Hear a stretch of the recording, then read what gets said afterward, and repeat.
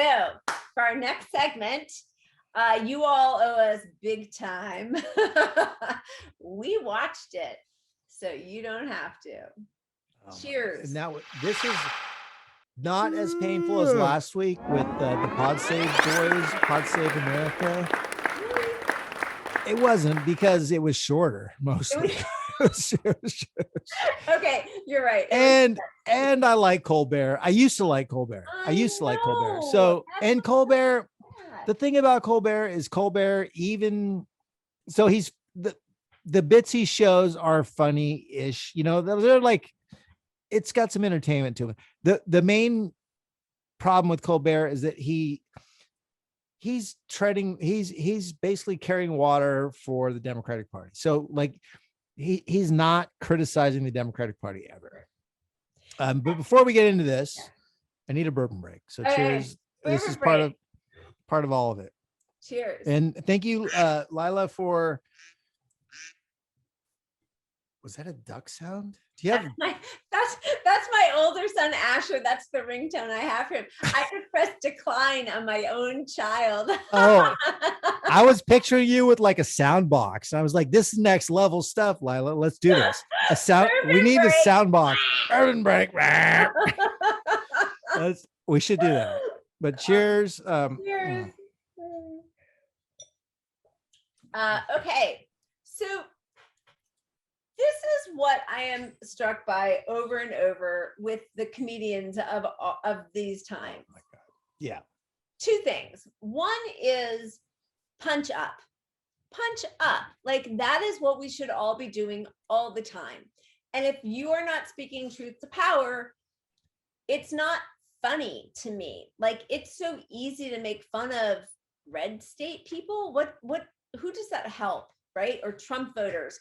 But also, I just need to remind Stephen Colbert and all the late night show hosts, Trump is not the most powerful person in the world anymore. That is your president, Joe Biden, who, by the way, can't do anything because of the parliamentarian. Like, punch up. That's what you're supposed to be doing. That's the whole thing. The idea that our nightly talk shows, which used to be, the Tonight Show, they used to be the nightly critique of whatever president is in power, right? And so we watched a Colbert episode, and the entire episode was anti-Trump, which is great. I didn't disagree with him on too much about Trump, but if people are tuning into that and they're not hearing any criticism of our current president, like, why aren't they? It's your job to go both ways with this stuff. Yeah. And there's I would argue it's more important. Like nothing he says is going to change public opinion on this Trump stuff, which is all in the courts. Like the only. So anyway, I took notes, so I want to bring up one thing. Yeah, I'm so glad you did. Notes. Let me get my readers on. So I know, right? I'm not going to, because I can do this. Okay. But so he was talking about because the New York is going after the Trump organization right now. And he himself mentioned like how excited he was, but like not to people shouldn't get too excited, because he was really excited about the first impeachment and the second impeachment and the Mueller report and right. Yeah. And so he himself even says like Trump isn't named in this. Like they name everyone else, but they don't name Trump, so you're not going to get Trump out of this, you know. But one of the guys' names is an accountant who they're trying to get to flip to rat out Trump, but it's all this whole like pipe dream of shit that's never going to happen. It's just like for the TikTok crowd. Remember that at the beginning of Trump's presidency, where it's like TikTok, here comes Mueller, and you're all going to get arrested. TikTok. It's second now. Yeah. Yeah. The crazy thing is like he gets their applause by saying Trump was indicted, and then it shows like he's smart enough to not be doing this, because he's like, I've been burned many times before. It's not happening.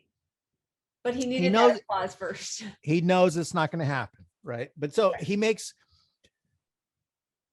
Okay, so he makes what's a well, here's a joke. I don't even want to talk about it. So we'll just say it, and you could judge if it's inappropriate or appropriate. So these charges against the Trump administration, unlike the former president, seem kind of thin. Which, okay, so ugh, I mean, fat jokes are fat jokes, but like on the left, we don't accept them really too much. right. But here he is on national media making it. But that's fine. That's been a thing forever. So I'm not going to say like he's the worst person for that. Right. But it's like such low hanging fruit. Like So Trump's low. fat. Like here we are. Like Biden has been president for how long, and we're making Trump fat jokes. Like it's just so irrelevant to the whole narrative we should be talking about. Yeah. So after that, he spends like the monologue was 13 minutes.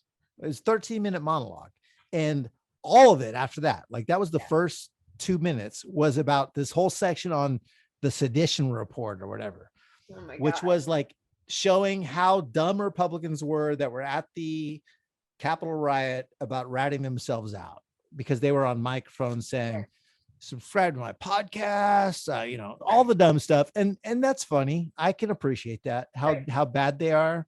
Right. But literally nothing in the entire first 13 minutes of his show, which is the monologue, which is where they historically have criticized the current administration. Right. Nothing whatsoever anti-Democrat, or not anti, but just calling out like a current event. Like, what about poking fun at the structures of power? Not like they're not even poking fun at the Democrats. They're not even I mean, Democrats are the party in power right now. They're the ones you're supposed to kind of like pick at. Yeah.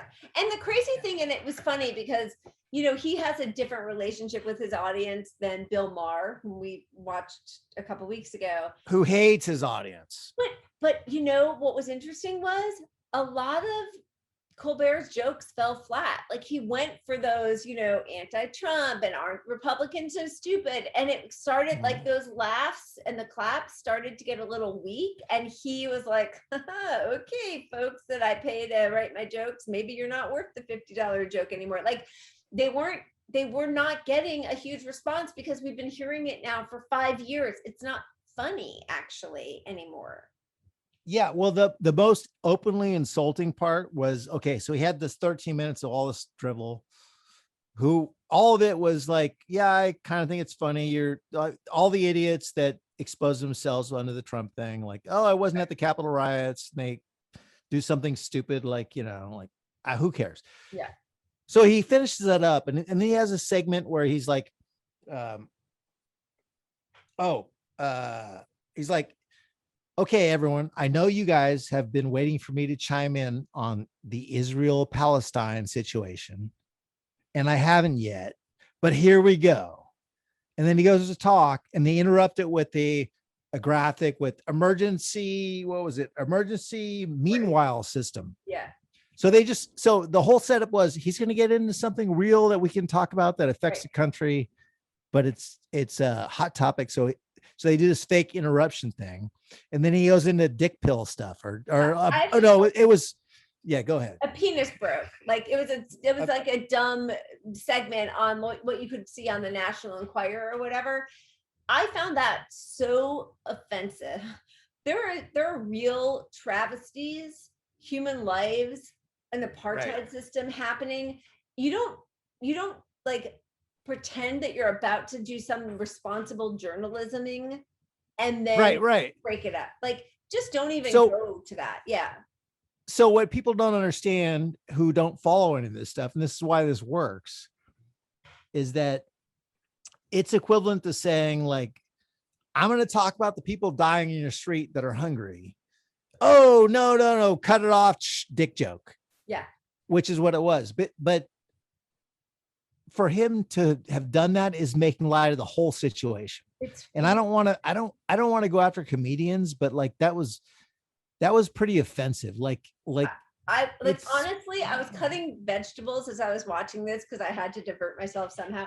And that happened. And truly my jaw dropped. Like, I can't imagine right now. I mean, I could see like Bob Hope doing that or some lame-o comedian in the Catskills like 40 years ago. But right now, we all know way too much. There's no excuse. If you don't have the spine or the courage to address a situation that I don't actually think should take a lot of courage, but if you don't, then don't bring it up at all. But to do Like, it, yeah, even really undermines it in a grotesque way. it made it such a joke. Like, I just had a problem with that. Yeah, Yeah. but I It really, expected yeah. that. I don't know. So the whole thing was about a guy who broke his dick, and he had like a literal. He talked about it for 2 minutes, like dick joke. So he goes from like Trump is bad and does that forever, and then distracts you with I'm going to talk about real stuff, and here's a dick joke for 2 minutes. Yeah. I just don't understand. Like, okay, so remember Colbert from back in the day? Colbert used to be a guy that was a truth teller, and he's was. just not. Like, he's just not like he should be. So he's like the I don't know, producer or whatever of the president, what the cartoon on Which HBO, sometimes is cartoon actually, presidents. yeah, sometimes they do a good job. I think every once in a while I've seen some clips that Yeah, are like, yeah, they do. And I know a few of the people that write for them from yeah, Twitterland that I've gotten to yeah, know and met in real life. And yeah. I don't understand the disconnect. Like, so was he, is that moment where he's on mainstream TV, him trying to say, I don't really like, I want to say this stuff, but I can't, but it's so covering both bases that I just got to call bullshit on it. Like, I think that maybe is the name of the segment from now on. I gotta call bullshit I because got to it's call gross. bullshit. Like, you can't act like you're somebody who is a truth teller or subversive or a satirist on some level and then do something like that. That is just so weak. And it undermines, like, again, it'd be better, Yeah. just don't discuss it at all. Just go to your dick joke. Like, go from the Trump is orange, mango bad. He calls him mango man or whatever the hell, stupid. Right. Okay, fine. Oh. Go to your dick joke. Don't bring up what's happening where Palestinians, like, they're being fined if they don't destroy their own homes right now. You know, you can't bring that Offensive. up as a like Offensive. a small marker on your way to a dick joke. That's just really lame. So on that note, Let me tell you how to set up a dick joke. yeah, there's so many ways to set up a dick joke. She said knowingly on her way to her prom. No, I keep going back to prom. Prom was actually a really lovely experience for me several years in a row. Yeah, I mean, there was a lot of crazy stuff that happened, but like, I'm not scarred, but I keep being like, my prom, blah, blah, blah, whatever. It's fun. So Yeah, never mind. Let's go on. Moving on. that's kind of it, Pat. We're Right. done. We're moving on. Oh, we're done. We're Great. over. You had your bourbon. You talked wait, about a couple things. Okay. But I will say that, you know, as much as we criticize people on this show and punch up, that's our job. I think the thing that made us excited about doing this show together is, one, hanging out together, having fun, talking politics and progressive stuff. But, you know, the thing that I think so many people on the left are feeling sad about is that, like, what my politics are about is love and like taking care of everybody, and everybody deserves to have food and healthcare and a roof and a dignified life where they're not just like working themselves to death. Like, we're hoping for great, wonderful, full lives for people. And so anything short of that just feels like crap. And that's why we complain. But like, it starts from love.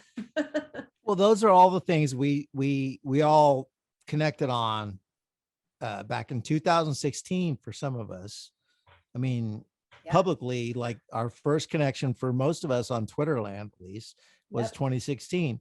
And most of us have not, like the people I know from 2016, Twitterland, who we formed this connection, we haven't changed our views. We are the same people. and we're pushing for like any positive thing we can do.